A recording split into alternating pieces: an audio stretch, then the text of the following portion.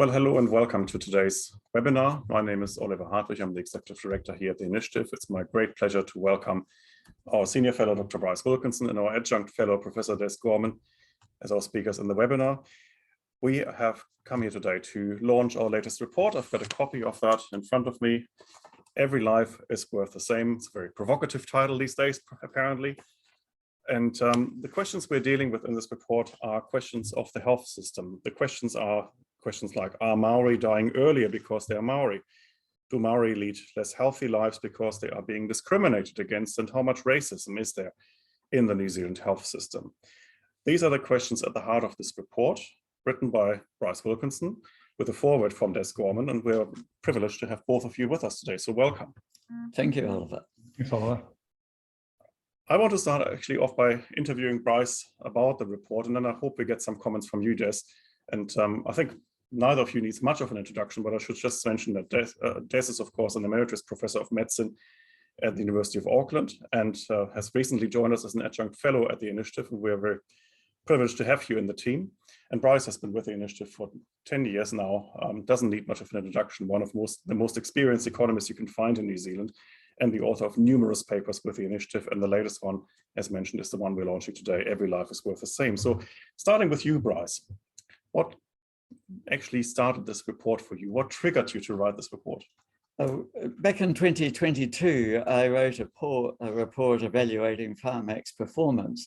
And Pharmac's prime statutory role with pharmaceuticals is to use the government subsidy budget to get the maximum health benefits for New Zealanders.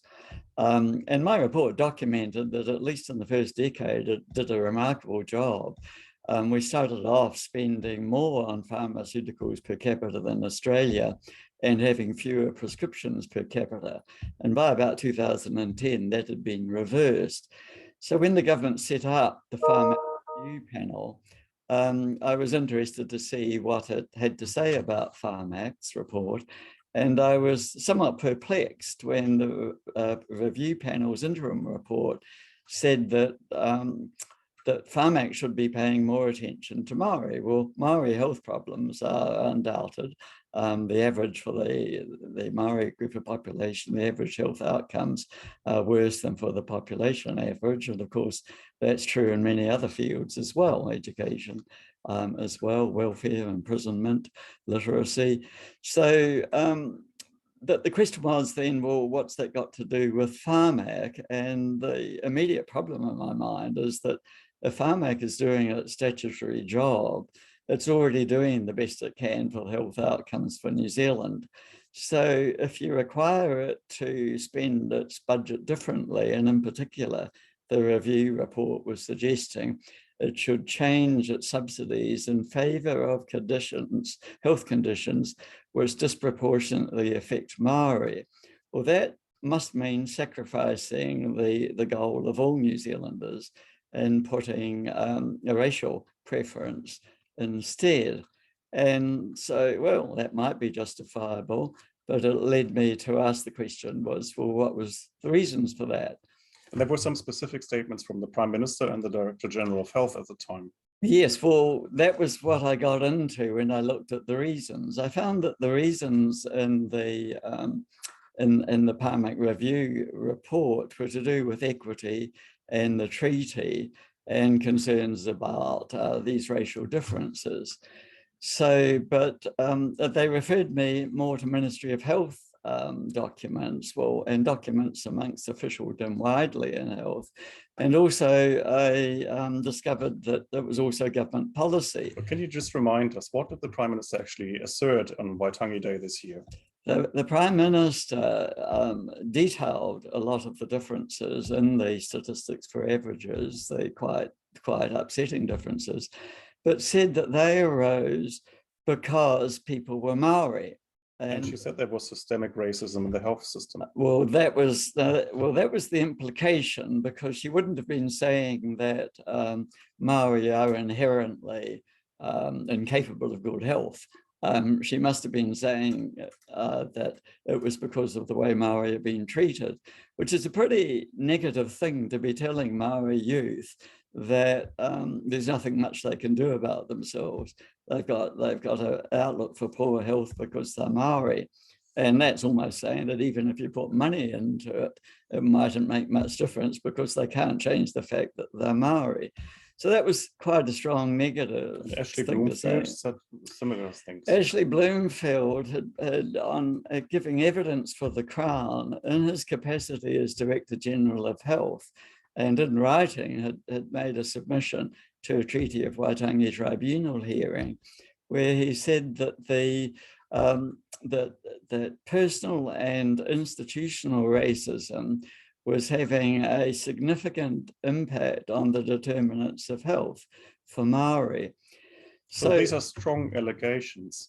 Were they backed up by any evidence? What did you do after you heard them? Well, I then wrote separately to the Department of Prime Minister and Cabinet, just asking that the Prime Minister's Department for the most authoritative empirical evidence she had to support that diagnosis, that these poor relative outcomes are because people are Māori. Separately, I wrote to the Ministry of Health and asked it for the most authoritative diagnostic empirical evidence it had to show that personal and institutional racism was a significant cause of the relatively poor outcomes for Māori.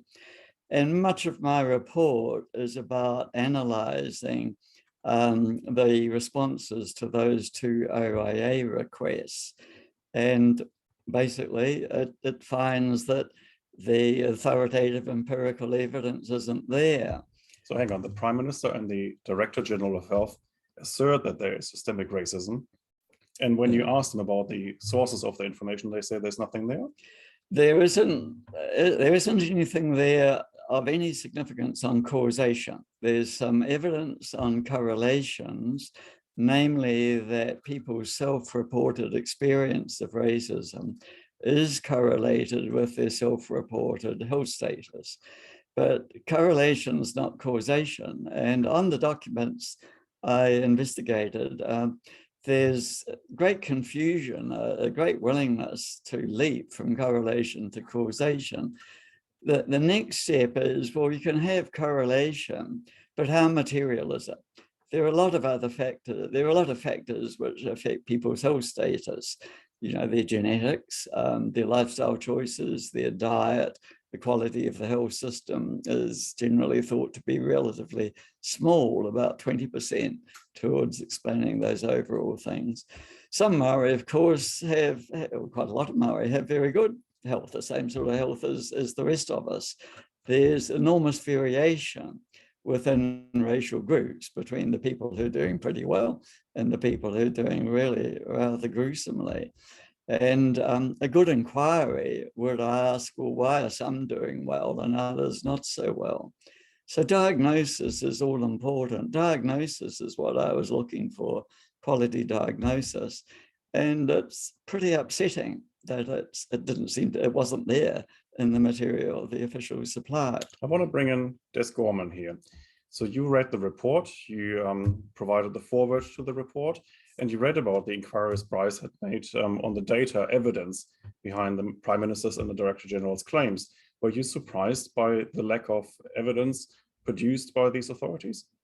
No, I wasn't, Oliver. First of all, I have to point out that one of the truisms of any public health system is that it's engaged in a process of rationing, and that there are only two variables which you can manipulate, and that is who's entitled and what they're entitled to on the one hand, and access on the other. So all decisions about allocation of healthcare are inherently political. And those rationing decisions are, how do you take a finite resource into what is essentially almost an infinite need and allocate those resources? So I don't think we should be surprised that, in fact, there is a strong political influence about how healthcare is delivered. That's inevitable. Now, the fact that Bryce was unable to obtain any hard evidence around institutionalized racism does not surprise me. How do you quantify it? How do you measure its effect?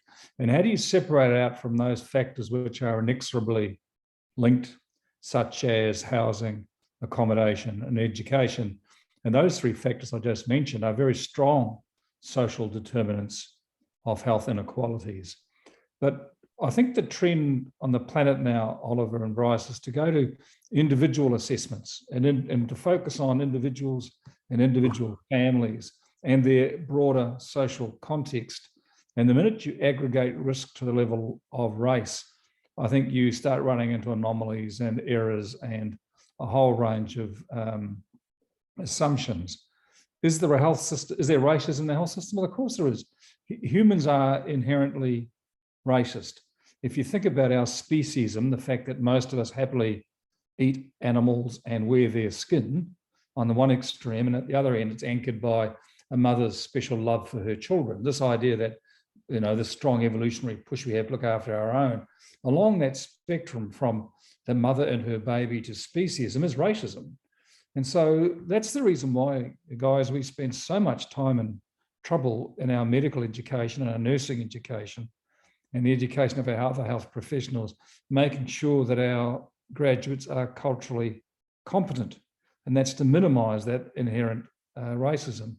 And of course, you then have to recognize that we undermine all of those good efforts by the fact that of the OECD nations, we are the most reliant on overseas trained doctors and nurses. So we keep importing. There's a large flux of these overseas workers. And so there is an inherent cultural incompetence.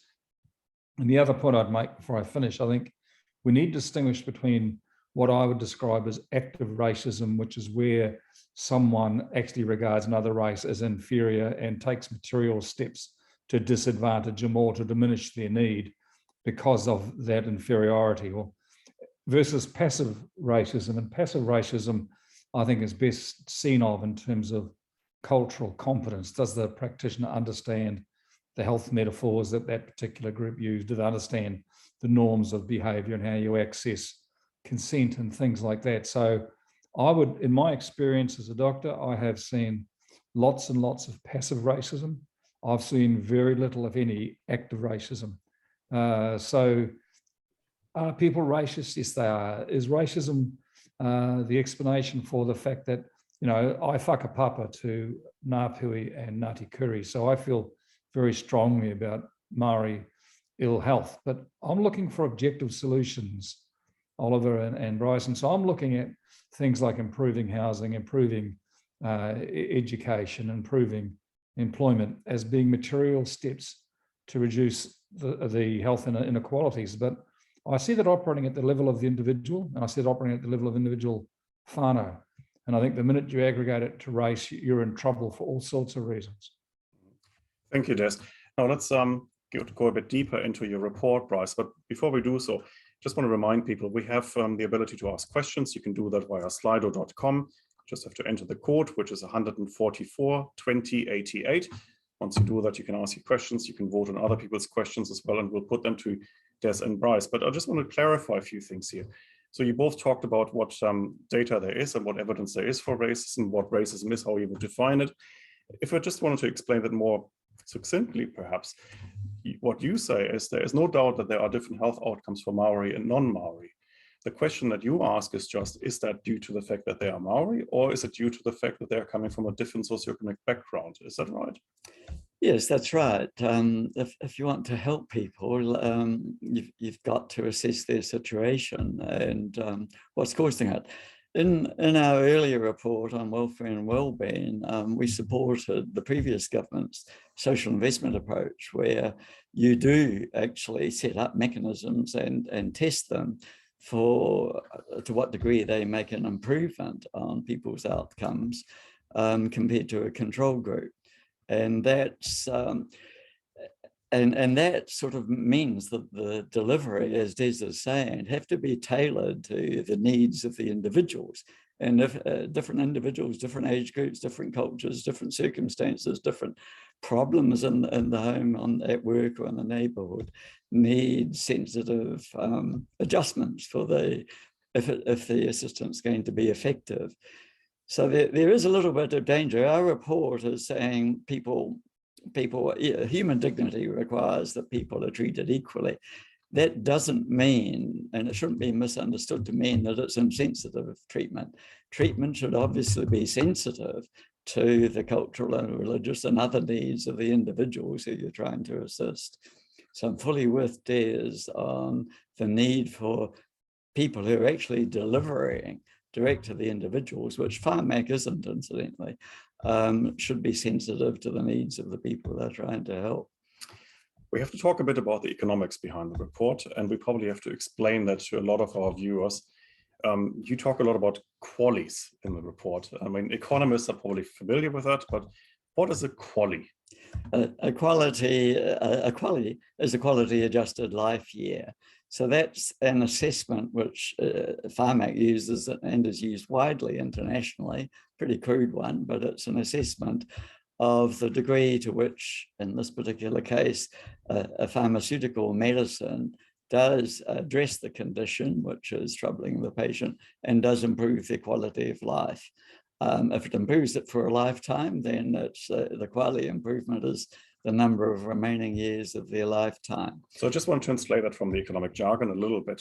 So a quality basically means how many years of quality life will you get out of an investment in public health, for example? Yes, that's right. So the idea is to get the biggest bang for your buck. So you've got a limited budget, of course, because we haven't got endless resources. But what you want to do with that, you want to achieve the biggest improvement in the quality of life for the highest number of people. That's right, and that's Pharmac's statutory obligation. So to ask it to depart from that is to argue for an inferior outcome by that yardstick. Let's break that down a little bit. So previously, Pharmac was asked to maximize the qualies, so to get the biggest bang for their spending. What happens then if you introduce a separate target and say, okay, but now you have to also introduce new measures to favor some Māori conditions in your spending budget? What does it actually do then? Well, by definition, if it reduces the overall outcome, Pharmac can produce fewer quality gains for the same budget. Or expressed differently, with a fixed budget, you can only benefit one group by harming another group. It's a zero-sum game. So to ask it to depart from the maximum is to ask it to give a benefit for one group at a greater cost to everyone else. Now, some people might say, well, that's unfortunately needed because we have such poor Māori outcomes, so you would want to favor them because they deserve it for equity grounds. But what you point out in the report, which might be a bit counterintuitive for an economist, you might even favor Māori for spending under the Pharmac budget only to have worse outcomes, even for Māori, even though they're favored. How does that work? The sort of by definition, by getting Pharmac to buy a different set of medicines, they're going to be less therapeutically effective per dollar spent. Otherwise, you would have had them in the maximum allocation. How much more expensive are they per health benefit? Depends. But the more expensive it is, the more people you're going to have to shut out of a benefit. And you could end up shutting some Māori out of benefits as well. So I've got a spreadsheet, which my wife said was far too complicated in the paper, and she didn't follow it. I can make that spreadsheet available to anyone who wants to use it, and it has parameters you can adjust, and you can work that out for yourself if you think it's realistic. I'm not sure that it is realistic, that it would actually make Māori worse off, but it's something, if you're designing public policy and you really care about the outcomes you want to get, you would be looking at. And it was a disappointment to me that the Pharmac review panel didn't even seem to recognize that it's a zero-sum game and make that explicit, let alone that it could actually make their target group worse off if they went too far down that direction. Des, what do you make of that argument that by favoring one group, Māori, you might actually make that group worse off? Some members of that group worse off. Yes. I think, absolutely. I think it's inevitable you will. And that's the point I was making before, Oliver, about rationing. If you have a finite resource, there's only so many different ways you can allocate that resource. And by definition, if you're allocating more of it from left to right, means there'll be less available from right to left. That's absolutely inevitable. And that's the trouble with aggregating risk to the level of a race, because in fact, then you're going to have many Māori in the situation where they're in the group where resources are being taken away. And as the minute you start saying we have to manage health risk by race as compared to by individual circumstance, then I think you're losing focus.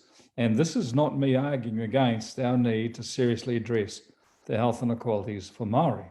But I think we need to see objective measures of outcomes, such as greater independence and participation in society through employment and education. For example, those are valuable outcomes, both spiritually, philosophically, and in terms of health. And so don't get me wrong, I'm not depreciating the need for a better objective outcomes for Māori, but I'm with Bryce. We need less political rhetoric and posturing and more objective evidence of what works. I think on behalf of, I can't speak on behalf of Māori, but I'm speaking on behalf of myself with my own whānau, we want improved outcomes, not political constructs which don't lead to anything other than another argument. Bryce, I assume you would agree with that? Absolutely, yes. What do you think should be done instead? Well, there's so much which could be done. Shall we stick to health and answering that? Yes, indeed. But it is, that's absolutely right. It's the whole package. Firstly, I'd leave Pharmac as it was, with the objective of using the government's budget to get the maximum, the most effective pharmaceutical medicines for the various conditions you can buy with that budget. So the greatest health benefits for New Zealand. Secondly, one thing I said in my report is no one's satisfied with the size of the health budget. The government deliberately left that out of the terms of the reference, but most of the people giving submissions want the government, the Pharmac, to be subsidising a medicine they want, but they're not so clear about which ones it should not be subsidising. And I think the central problem is that there's no clarity about what the government subsidy budget is intended to achieve. And so no one can really has a basis for saying whether the budget's too big or not big enough. And as Des says, that just leaves it as a political football, which is a never-ending cause of dissent. But above all, this is also making the point, which is really important, that there'll be more people, non-Māori, getting bad health outcomes than there are Māori. And taxpayers who are paying the money, and they're of all races and ethnicities and religions, they surely want the people at the bottom helped, regardless of their race or ethnicity. So policy should focus, as the title of our paper says, on treating everybody who are in predicaments that they're really struggling with, and with human dignity. They should all be treated as of equal value in giving assistance. The assistance should naturally be tailored to their specific needs. And again, that social investment approach, which the previous government was pursuing, had that objective in mind. And it allows sort of ethnicity-specific deliverers, if that's the most effective way of dealing with that population group. And that's one of the beauties of it. And it takes the view that local communities know best what the needs of their community are. And I think that's a big criticism and concern I have about the government's health measures generally, is that they seem to be having the premise that Wellington knows best and centralisation's better. And that's certainly not true. Des, I see you nodding, so I presume. Oh, no, Oliver, I'm a strong advocate of the social investment approach. It's something that the Welfare Working Group I was a member of recommended. It's something that Murray Horn and I wrote into our health funding review in 2014. I think once you recognise that not only is disease socially contingent, but it's socially impactful, you realise that, for example, if you invest in mental health, the returns on that investment are to education, child protection, social welfare, the prison service, and so on. So only a whole of government approach can possibly change many of the factors which underpin health. And I think, I'd agree with Bryce. I think there is a need for a shift away from Wellington knows best to local solutions for local need. And if I look at the health systems that I respect globally, the central agencies are there to enable local solutions for local need, not to have a top-down address. And in that regard, and I think this is something Bill English pointed out, and all credit to him, we know who the needy New Zealanders are. We know them by name, and we know where they live. I mean, the extraordinary thing is we actually can define the population at risk by name and by address. And so I think to shift to the level of whole of country, whole of race interventions is to lose sight of the fact that local solutions for local need is where the rest of the planet is heading, and for good reason. What would you, as a medical practitioner, regard as the best benchmark for the efficiency of the health system? Is it what economists regard as QALYs, or is it something broader than that? Yeah, look, I think the answer is, look, QALYs, as you know, is a very imprecise science, but it's better than nothing at all. And local communities are very well equipped to define their own valuable outcomes. And in fact, can do. When you ask them to say, what would you value as an outcome, they will tell you. And generally it's around living independently and being able to participate fully in society, measured in various ways.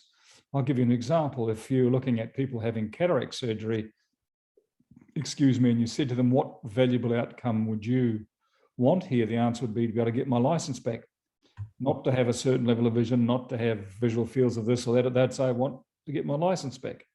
A person having a total hip joint replacement, a working age person, would say, I want the mobility restored so I can go back to work. So I think the thing about going at an individual level, you can actually define the outcomes those individuals want. And then what's required is a period of discovery to work out what's the best way of delivering it for that individual or that particular family.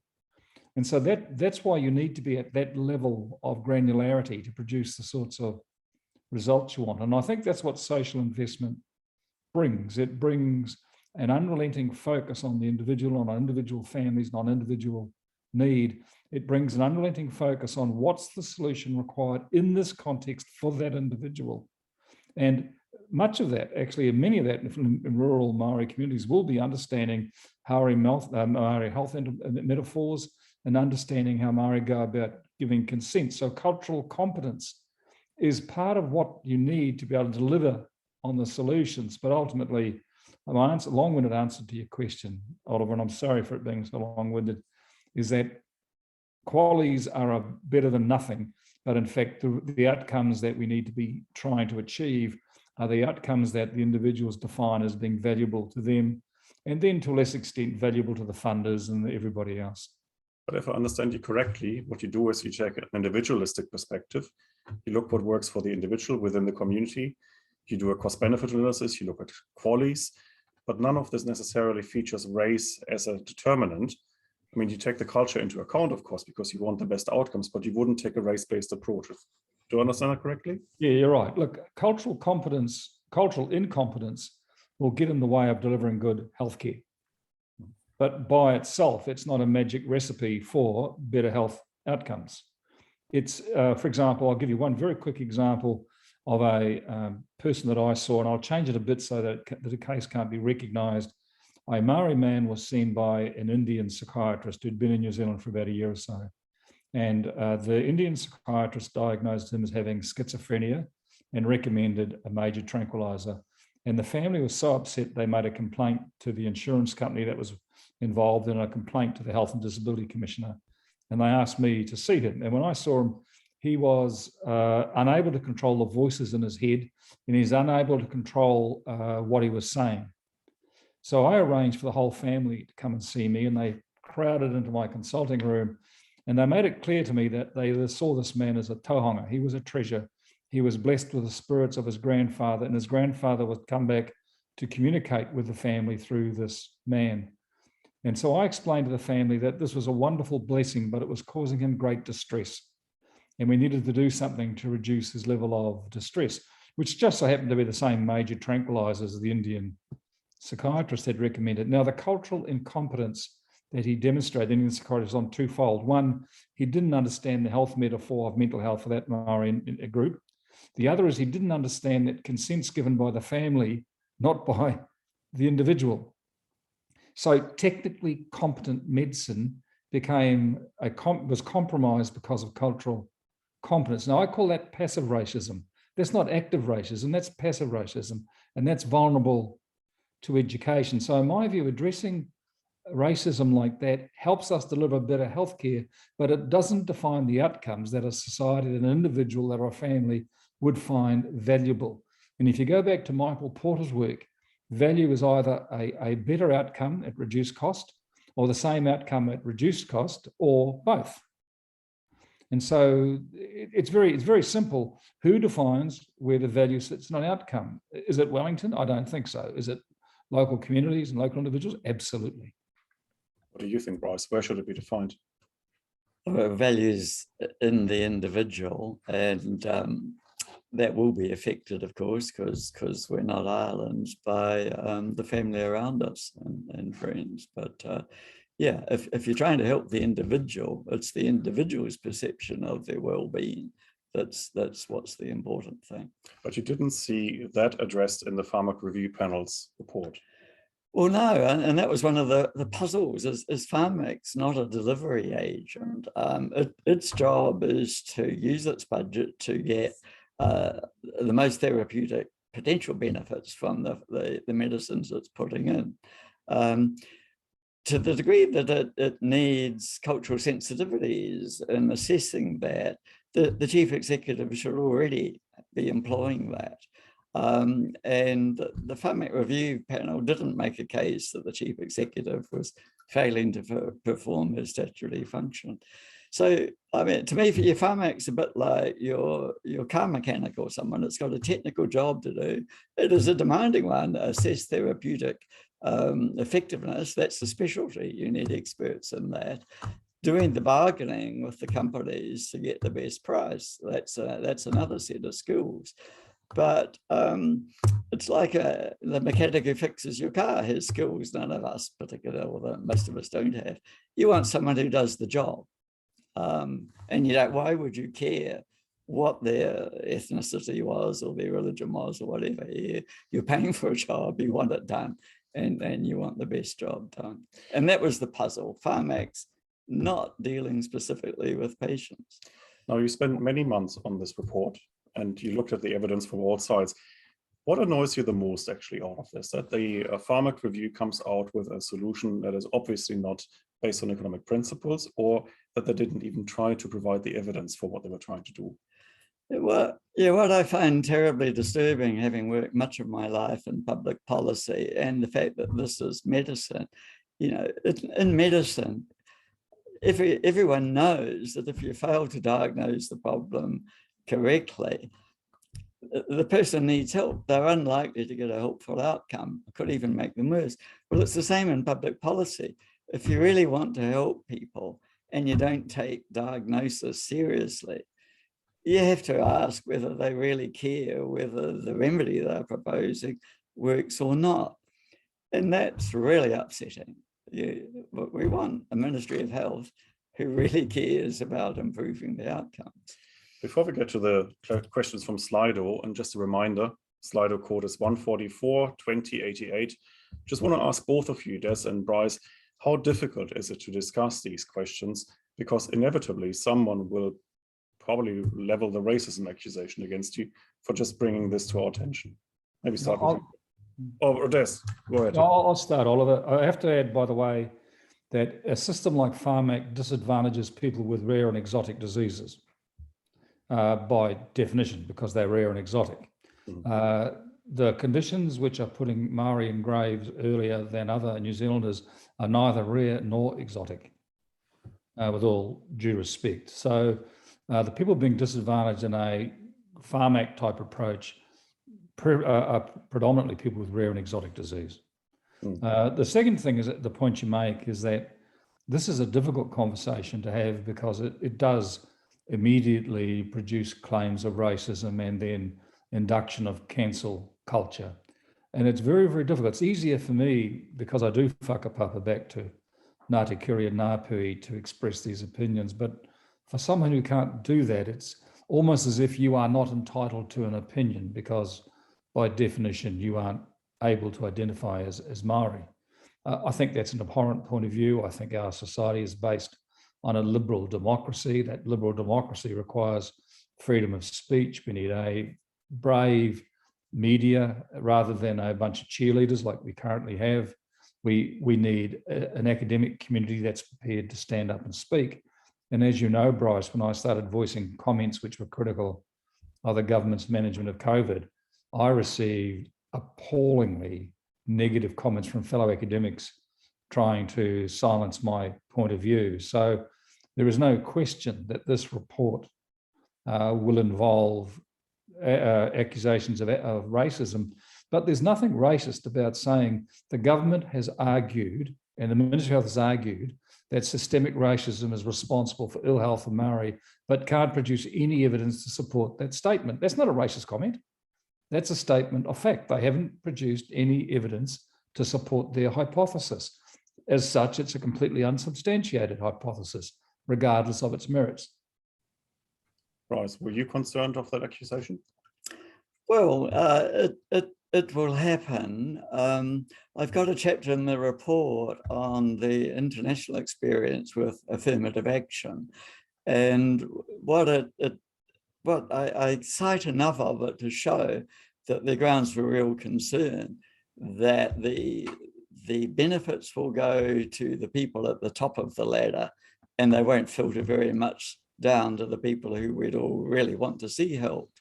And so it's the people at the top of the ladder who are most likely to benefit from what's happening, and they're most likely the ones who'll try and close down the debate by using the racist label. But let's see. Well, I think it was incredibly brave of you to write this report because you know what the response in parts would be. But I think it's important to have such a discussion and to actually highlight how important it is to have evidence-based policies. And with that, I think we should probably get to the Slido questions because they're coming in, and please keep them coming. First question, what are the first steps that need to be taken in order to move away from race-based approaches to healthcare? Maybe starting with you, Des. In my opinion, the social investment approach is the approach to take, and that does involve focusing on individuals and their families. It does include things such as individual budget holdings, where high needs groups actually manage their own budgets. But it is an identification of risk at a very individual level. Yes, to deliver care for a Māori family, you need to be culturally competent. Yes, we need to be aware of what the systemic barriers are to access and so on. But ultimately, we need to be identifying that small group of New Zealanders who are doing very, very badly and focus on them at a very individual level, and to go through a period of discovery of what is it that we need to do to deliver the outcomes that they think are valuable to them. I suspect you agree. For you, social investment? Yes, absolutely. Yes. Full credit to Bill English. Yep. Next question, Bryce, for you. Would Pharmac be better to evaluate medicines using a cost-benefit analysis from a whole-of-government perspective rather than a cost-utility analysis from a siloed health perspective? That goes into the same area now. In principle, it would be a full cost-benefit analysis, but in practice, I think it's impracticable. There are too many other variables to do with housing and education and social welfare matters outside Pharmac's control. But there is a valid point. If someone's got, say, a psychotic problem, if it's not treated, they could end up bashing up other people. They could take prison time. They could take a lot of police and courts time. And a full cost-benefit analysis would try and take those things into account. I think so Pharmac's focus on just the health outcomes is arguably too narrow, but I think it would become impossible for it to do the full whole of government thing. Yeah, I was just going to ask, where do you even find the economists doing all of these CBAs? Well, yeah, a good CBA can cost us $1 million, and in the US it can cost a lot more than that. Yeah, and as you have already hinted at that, you think this can be done at the community level where there is probably better transparency and accountability? Yeah, I do. I think we need an agency in central government that manages the social investment approach, that has the actuaries, that has the ability to generate the counterfactuals, because unless you know the counterfactual, you can't size an investment. But I think the actual identification of solutions has to be at the level of delivery, which is at the level of the community. What we don't want from Wellington are solutions which are one size fits all.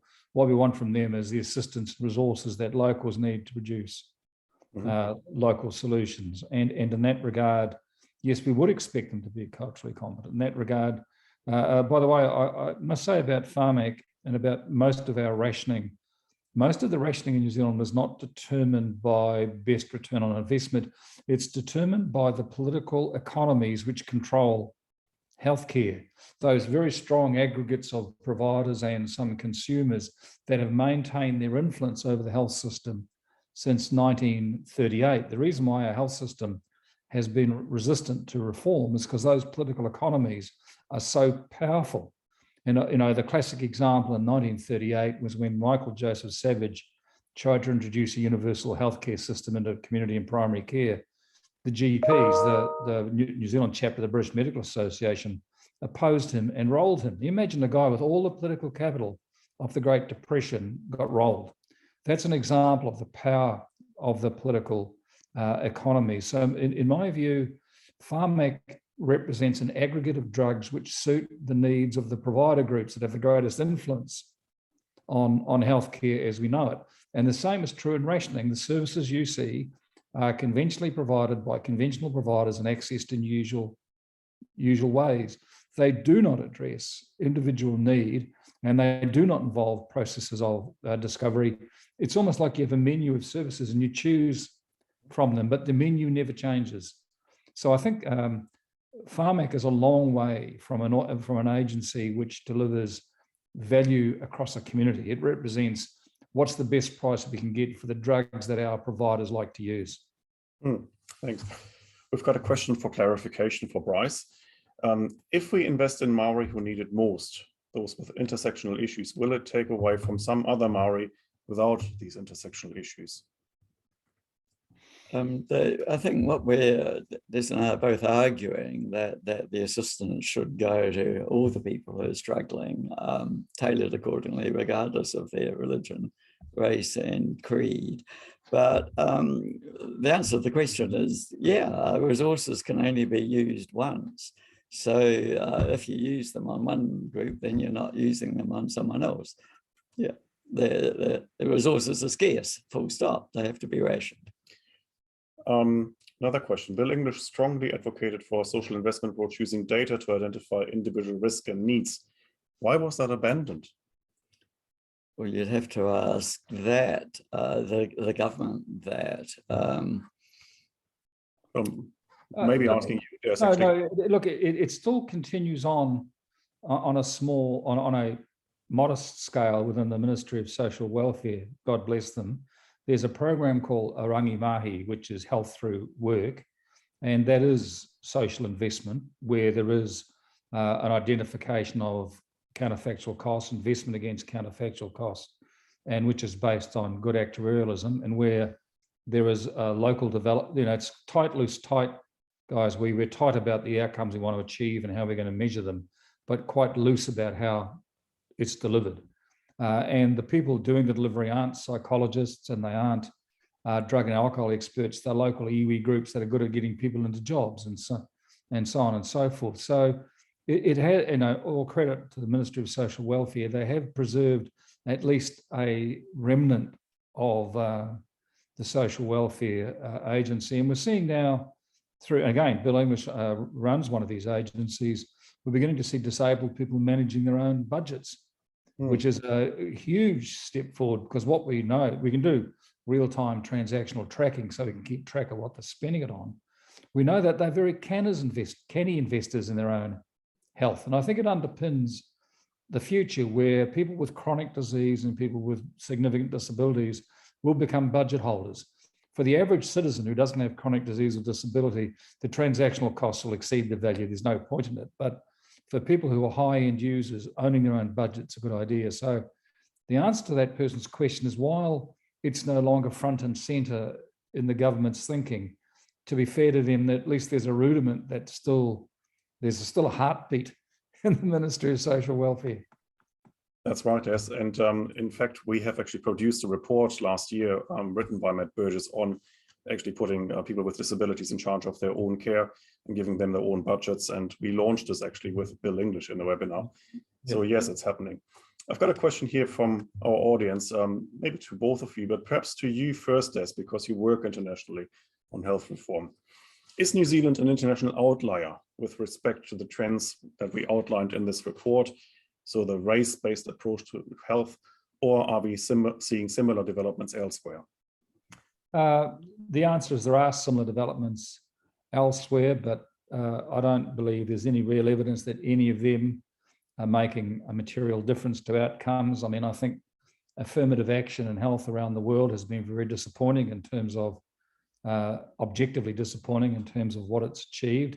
But that's largely because they have not had a focus on the outcomes they're trying to achieve. If you don't know what it is you're trying to achieve and what success looks like, well, chances are you won't. But in terms of where modern health systems are heading, yes, we are an outlier. If we compare ourselves to Switzerland, Germany, the Netherlands, South Korea, if we compare ourselves to the very best health systems in the world, which are generally private systems in the US, we're going in the opposite direction. We're going for a monolithic central health authority which purports to deliver universal healthcare at no cost at the point of delivery. You know, we still have a love affair with the National Health Service. Well, I hate to point it out to your viewers, but the National Health Service is technically insolvent and has been for a long, long time. And so we have a love affair with a system which made sense in 1938 and 1948, but the demographic shifts, the aging of our communities, the number of older people with multiple comorbidities, the cost of healthcare, the relative decline in the community that pay tax but don't consume healthcare or pay premiums, means that those systems are just not economically viable anymore. That's yesterday's thinking. So we're still trying to move to a national health service which really is based on outdated thinking and an outdated approach. No, I won't add to that because my focus has been narrower on Pharmac, and I haven't written a report about our overall health system. I did do a report some years ago on the Singapore health system and how favourably that compared. That they had their cost structure so low that they could do medical tourism, fly specialists from the US to treat US patients who also flew to Singapore. And I sort of thought, well, gosh, if New Zealand got its act together, it could do that too. Now, you both mentioned the importance of local solutions, of the social investment approach. So this question is relevant to both of you. In regards local, is it likely that Health New Zealand will be any more likely than DHBs to be successful? Who would like to go first? I'll start if you like, Oliver. No, I think it's going to be less successful.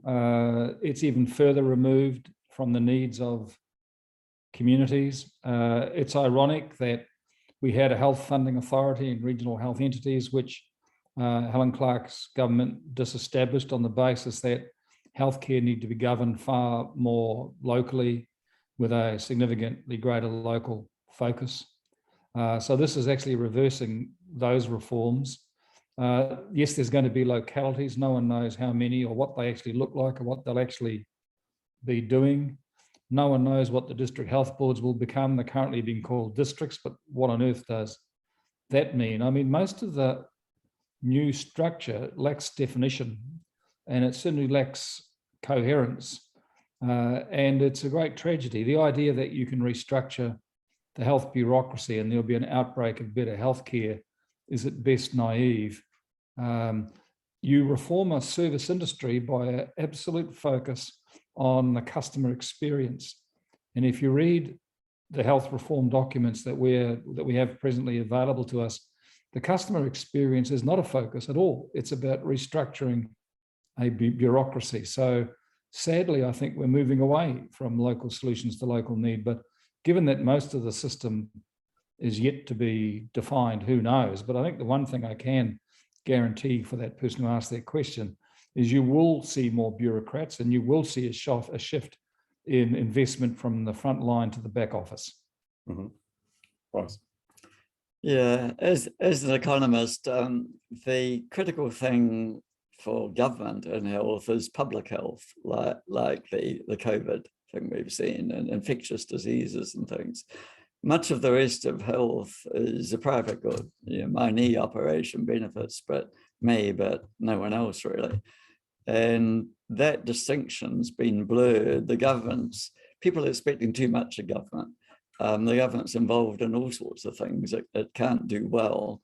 And it's distracting it from things like public health, where we would really want it to excel.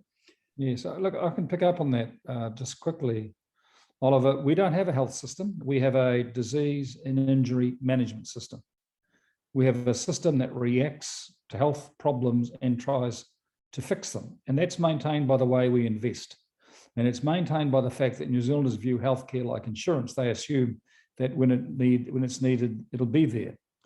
What we don't have is a funding mechanism which drives us upstream. The only way to manage the growth of hemodialysis units and people going into diabetic renal failure is to prevent the onset of diabetes. It's not to better manage diabetics.